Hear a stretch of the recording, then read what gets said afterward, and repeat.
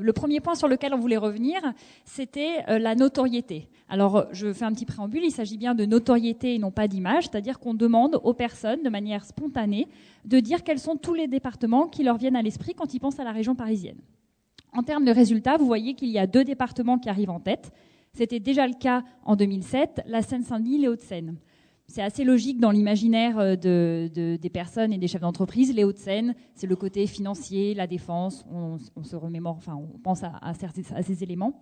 En ce qui concerne la Seine-Saint-Denis, on a très certainement une image qui dépasse largement le côté économique, mais qui est impactée également par le climat social, par la perception qu'on peut avoir de ce département en dehors du point de vue économique.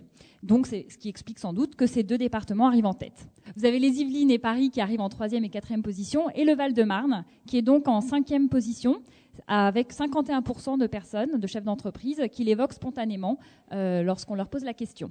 Donc 51%, on est dans des scores très similaires à ce qu'on observait en 2007, puisque c'était cité aux alentours de 52%. On a parlé de notoriété, on va maintenant parler d'image, puisque c'est ce qu'on vous disait, ça n'est pas forcément corrélé. Alors là, il s'agit d'un focus auprès de l'AG.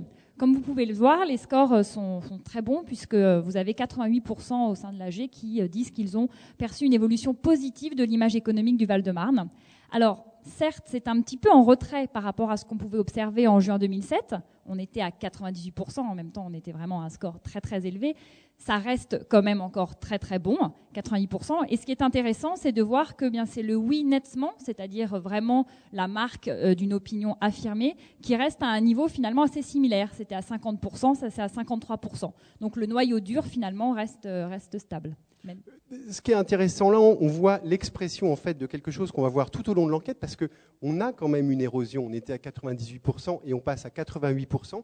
Et c'est quelque chose qu'on va retrouver tout au long de l'enquête, non seulement au sein de l'AG, mais surtout auprès des promoteurs immobiliers qu'on a interrogés et des chefs d'entreprise.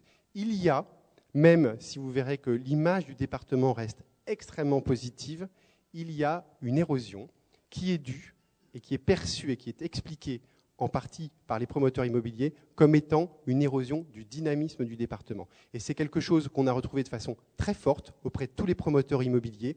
Certes, le Val-de-Marne, vous le verrez, a une image extrêmement positive, perçue comme étant en expansion, mais depuis 2007, il y a une érosion d'un dynamisme qui avait été perçu comme étant beaucoup plus fort entre 2005 et 2007. Maintenant, en ce qui concerne les chefs d'entreprise, donc l'échantillon global et non plus seulement l'AG, donc forcément, vous avez des chiffres qui sont plus en retrait, mais qui néanmoins restent positifs. Vous avez 64% des répondants qui disent qu'ils ont une image positive du département. Donc c'est en très léger recul par rapport à juillet 2007, suivant ce même mouvement dont vient de vous parler Étienne, puisqu'on était à 68%. 67% en 2005, mais globalement, on reste quand même sur un taux très majoritaire avec près de 2 chefs d'entreprise sur 3 qui ont une bonne image du département. Ce qui est intéressant, c'est de voir que pour 3/4 des chefs d'entreprise, c'est un territoire en extension. On est quand même dans un contexte de crise. Malgré tout, les chefs d'entreprise nous répondent que c'est en extension. Mais parce qu'on est aussi dans un contexte de crise, eh bien, ils étaient 87% à le dire en juillet 2007. Ils sont moins à le dire cette année. Pas tellement finalement parce qu'ils vont dire que c'est en déclin. C'est pas tellement ça qui monte. C'est surtout parce que finalement, ils se prononcent un peu moins dans un contexte peut-être un peu plus flou, où on est un peu moins sûr de ces perspectives économiques. Voilà, ils sont un peu moins nombreux à le dire, mais quand même 75% qui disent que c'est en expansion. C'est un chiffre positif.